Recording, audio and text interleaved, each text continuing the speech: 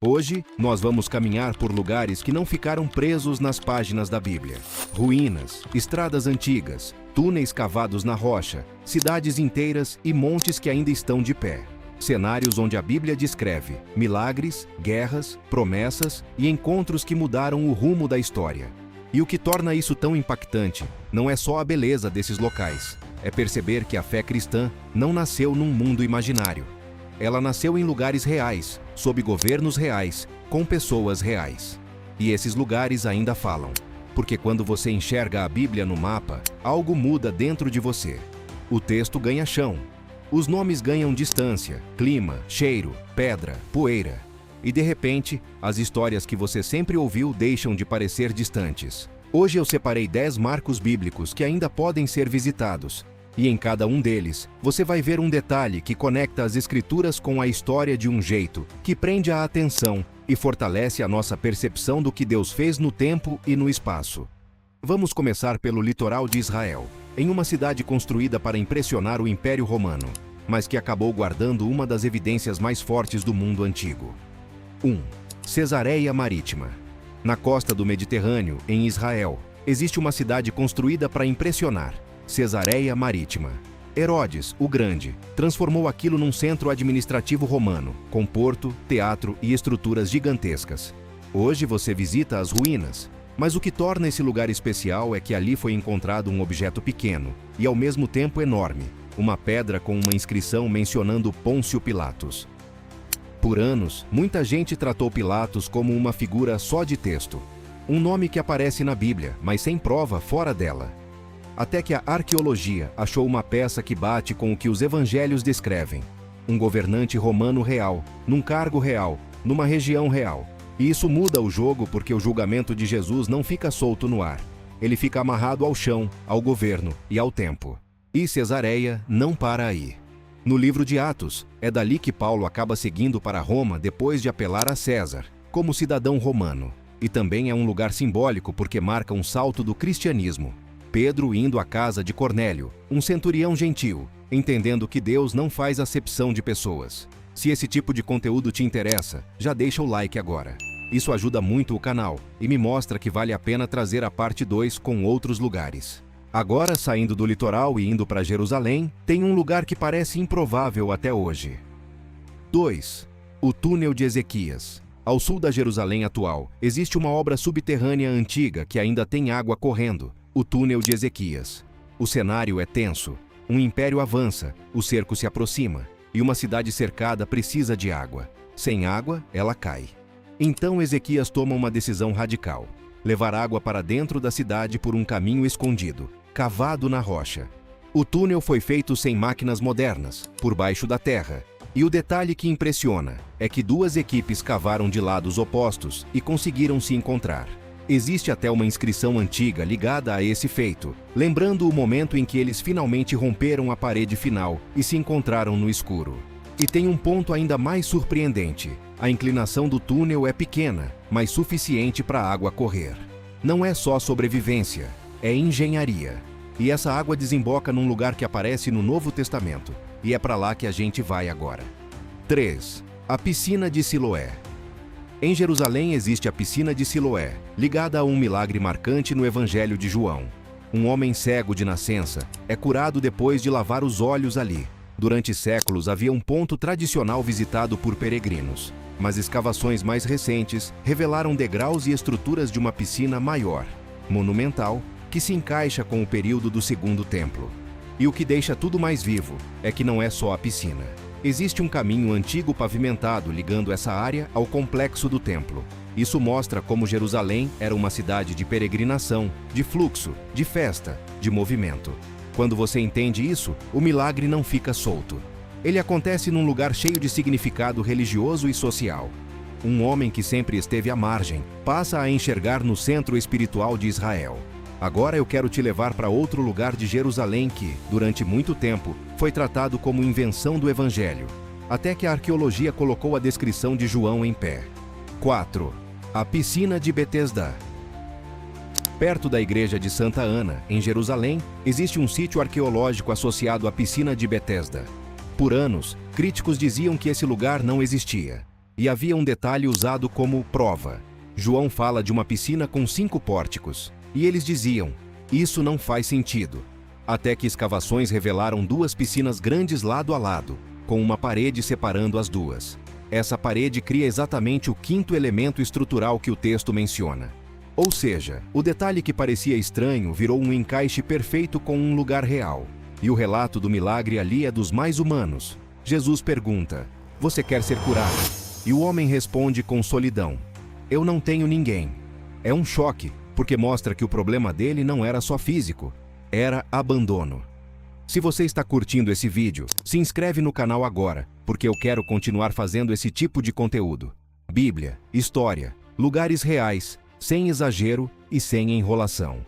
Agora a gente vai sair de Jerusalém e ir para um lugar que não é só importante para a história bíblica, mas é um símbolo de revelação, lei e aliança. 5. Monte Sinai.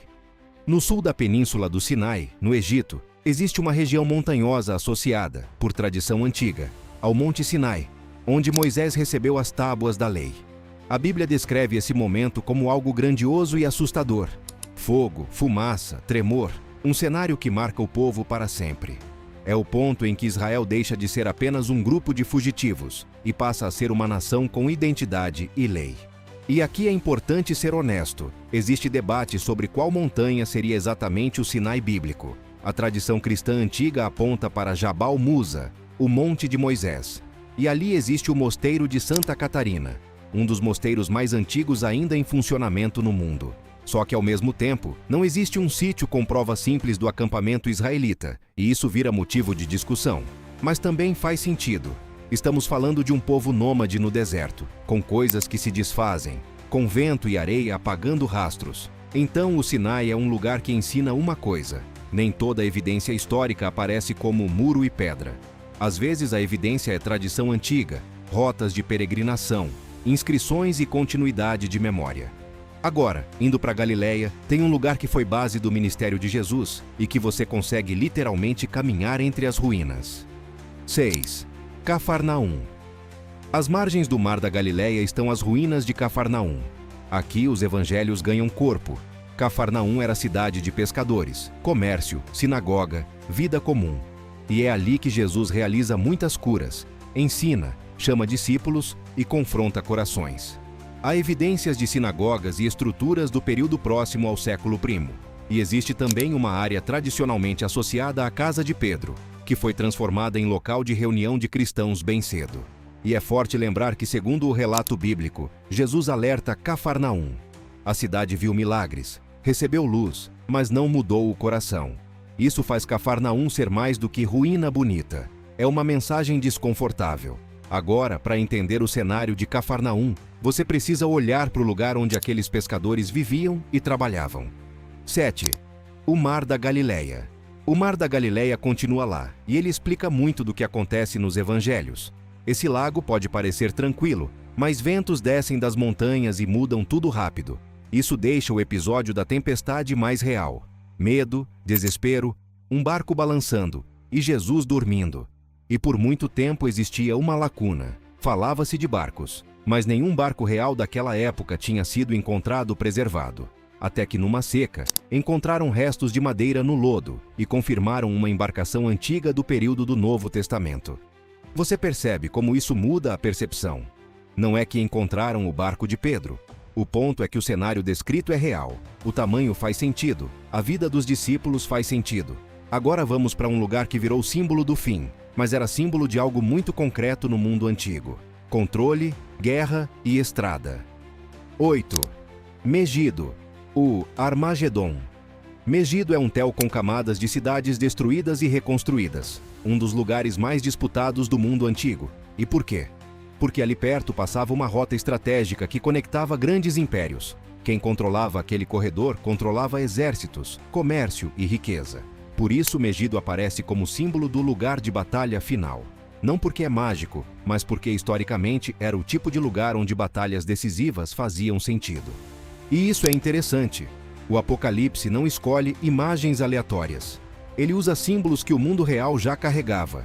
Agora a gente vai para um lugar que parece mais simples, mas por muito tempo foi questionado como se fosse inventado. até que escavações mostraram o contrário. 9. Nazaré. Nazaré fica no norte de Israel. Hoje é uma cidade grande, mas na época de Jesus era pequena, quase irrelevante. E talvez por isso alguns diziam que Nazaré nem existia, porque não aparecia com destaque em certos textos antigos.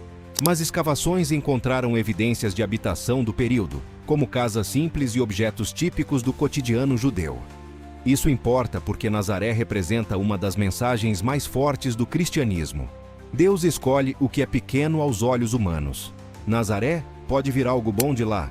A pergunta de Natanael é quase sarcástica, e a resposta da história é: veio. Agora, para fechar esse vídeo com um lugar que mistura história, império, exílio e símbolo, vamos para a Babilônia. 10. Babilônia. Babilônia foi um centro colossal do mundo antigo. E na Bíblia ela tem dois pesos. É um lugar real de exílio e, ao mesmo tempo, um símbolo de orgulho e poder que tenta ocupar o lugar de Deus. O exílio babilônico não é só um capítulo bíblico, é um trauma histórico.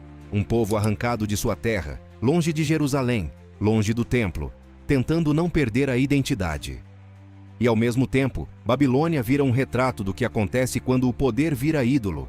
Por isso ela reaparece como símbolo também no livro de Apocalipse. O que me chama a atenção é que esses lugares fazem a Bíblia deixar de ser um livro distante.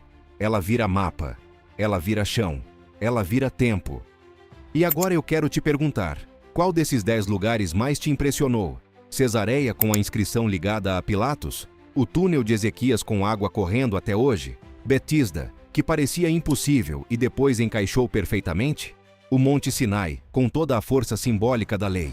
E se você chegou até aqui, se inscreve no canal e ativa o sininho, porque eu quero fazer a parte 2 com outros lugares muito fortes como Nínive, Antioquia, Patmos, a Rua Direita em Damasco e Ur dos Caldeus. Do mesmo jeito, história, contexto e pé no chão. E no fim dessa jornada, uma coisa fica clara: a Bíblia não aconteceu no vazio. Ela aconteceu no chão da história, em lugares reais, com pessoas reais. Mas o maior marco não é uma ruína ou uma cidade antiga. É Jesus. O Evangelho é simples. Nós estávamos separados de Deus pelo pecado, e Cristo veio por amor. Morreu na cruz no nosso lugar e ressuscitou, abrindo o caminho de volta. Ele oferece perdão e vida nova, não por mérito, mas por graça. Se hoje você sente que está longe, saiba, Jesus ainda chama. Arrependa-se, creia nele e volte para casa. Que Deus te abençoe e fortaleça. Amém.